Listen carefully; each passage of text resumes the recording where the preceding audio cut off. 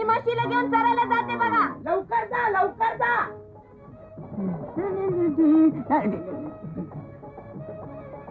कुठं निघाला सकाळी सकाळी? अगं त्या नाम्याच्या सासऱ्याचा रंगवाल दिलेला पटका नाही काय, तो त्याला द्यायला चालू. उगा उशीर करू नका जा. काही येणार काय मी? आत्ता गेलो तो आत्ता आलो. कसला उशीर?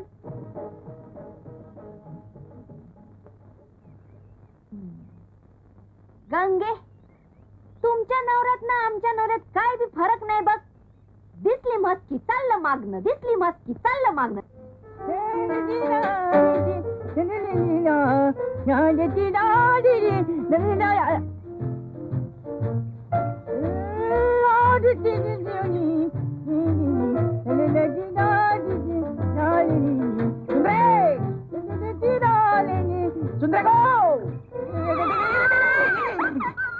बाईकडे यायचं म्हणजे लय घसरत यावं लागतंय. सुंदरे कोण हा? तू? नुकतीच आंघोळ झालेली दिसतीये. होय, आत्ताच झाली. यायला उशीर झाला मला यायला. चल सावट कुठला, बस बघू. आंघोळ झाली की बाई फुलावानी टवटवीत दिसते. एकदम वास घ्यावा असं वाटतो. बस तिकडं. काय र, आज सकाळी सकाळी खडी साखर तोंडात धरून आलाय. मग तुझ्या वाचून काय चैन पडतं काय मला? तर बायकोला बी घरात असं सांगत असेल. बायकोची गोष्ट वेगळी आहे. आमची बायको म्हणजे घरातला पाण्यानं भरलेला माठ. तो बी हाताशी येतोय. बोलण्यात लई हुशारी दावतोस. कशाला आला होता सकाळी सकाळी? हे तालुक्याच्या गावाला निवडणुका झाल्या. झाले असते. मला कशा पैसे सांगतो?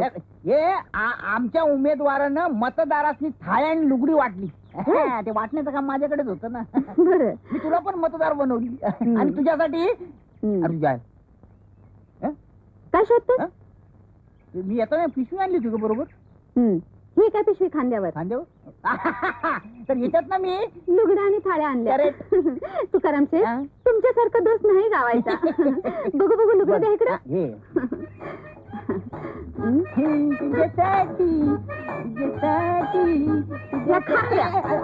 हे लुगड तुला काय लाज वाटते का?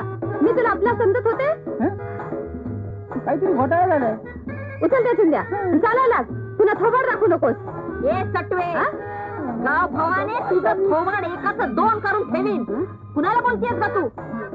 शेणात पाय पडला तर तो माझा नवरा आहे. हे मात्र तुझं बरोबर आहे. ही जमिनीच्या बाईचं ऐकून घेताय आणि मला पाण्याचा माठ म्हणताय. हे समजा मीच ठेवलंय. बघूया माझा कोण काय करतायत ते. बघितलं तुझ्या ए भवाने, जी भासून ठेवीन तुझ्या बिक्या म्हणलीस तर. अगं जा, अशा लई बघितल्यात म्या.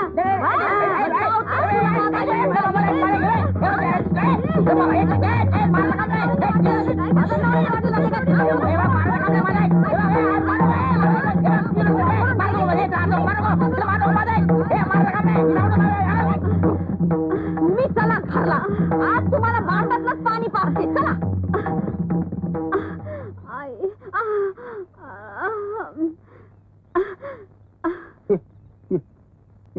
मस्त बांधा. बंद. ये बाई येत.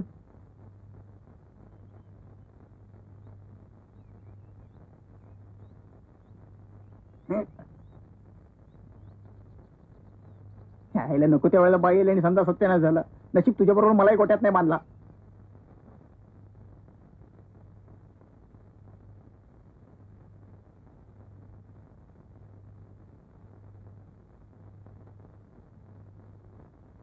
चहा मिळेल अर्धा कोप.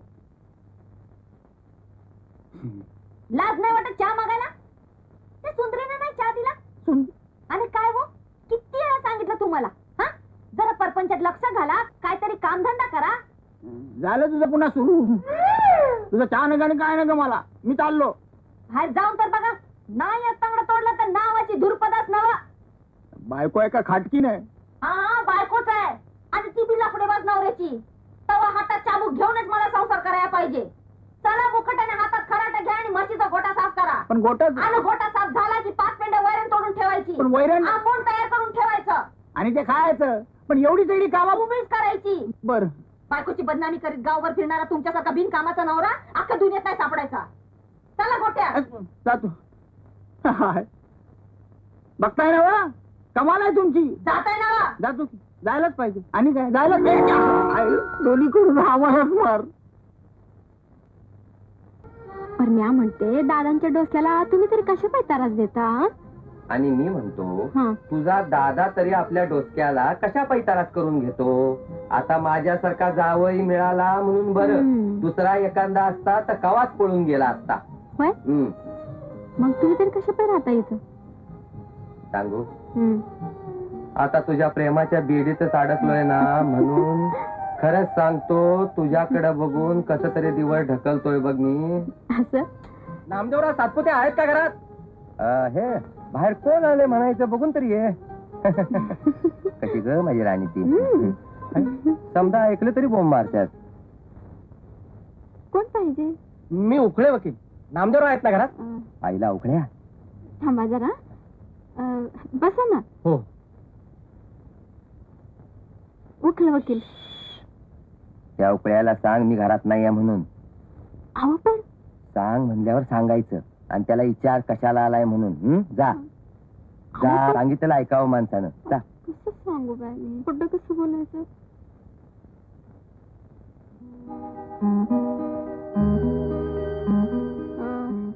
ते घरात नाही. हा? घरात नाहीत? अहो आत्ताच रस्त्यावरल्या पोरानं सांगितलं मला नामदेवराव घरातच आहेत म्हणून. किती ग बाई भोळ म्हणायचं तुम्ही. अहो कुणी बी काय बी सांगावं आणि तुम्ही फसा.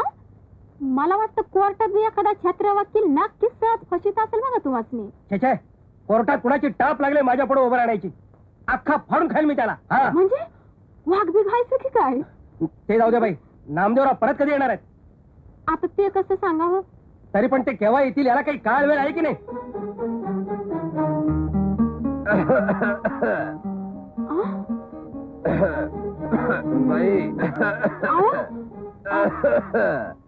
ए सुनबाई, काय गडबड काय हाय? राम राम.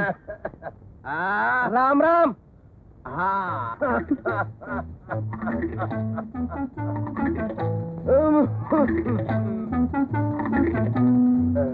राम राम. राम राम. आपण कोण म्हणायचंय? मी उखळे वकील. मी उखळे वकील तालुक्याला असतो. आपण कोण? एवढ्यांदा बोंबालताय? मी नामदेवाचा बा. काय काम होतं म्हणायचं? मला नामदेवरावला भेटायचं आहे. मला नामदेवरावला भेटायचं होतं. असं होय. पण नामदेव नाही घरात. या या, तुम्ही बसा. आरामात बसा. देवा पांडुरंगा. बोला, कशासाठी भेटाय होत? नाही म्हणजे आता तुम्हाला सांगायला हरकत नाही.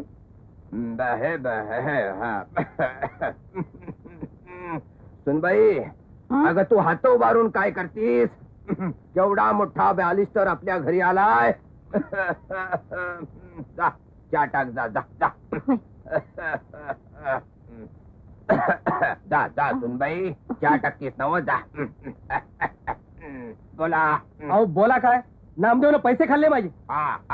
बालिस्टर साहेब, थोवाड सांभाळून वापरायचा. कोर्टामंदी फालतू बडबड करता तशी इथं नाही चालायची. काय? हो. अहो हो काय? खरं तेच बोलतोय मी. मी गावच्या म्युन्सिपाल्टीच्या निवडणुकीला उभा होतो. मी गावच्या म्युन्सिपाल्टीच्या निवडणुकीला उभा होतो.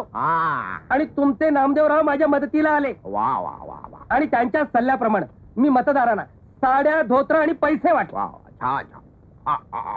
मी म्हणतो, यात आमच्या नामदेवाची काय चूक आहे? काय चूक? अहो 800 धोत्रापैकी फक्त 500 धोत्र वाटली गेली. मतदारांना 5-5 रुपयाच्या ऐवजी फक्त 3-3 रुपये दिले गेले.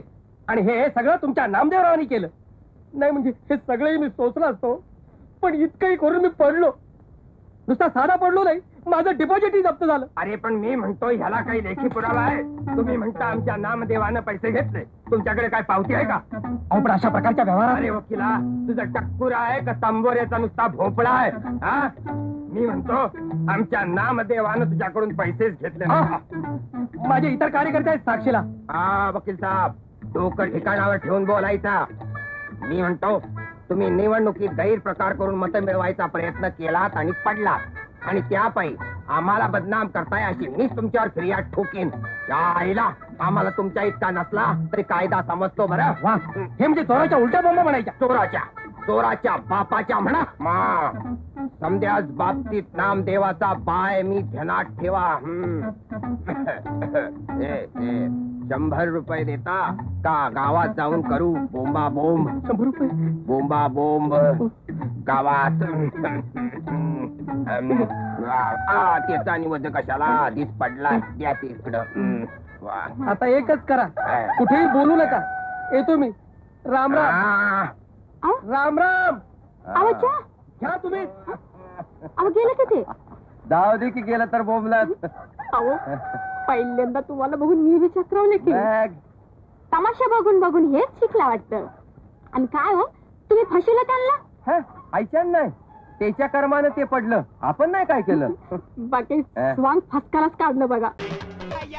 अशाच धमाल मनोरंजनासाठी NH मराठीला आजच सबस्क्राईब करा आणि बेल आयकॉन क्लिक करायला विसरू नका.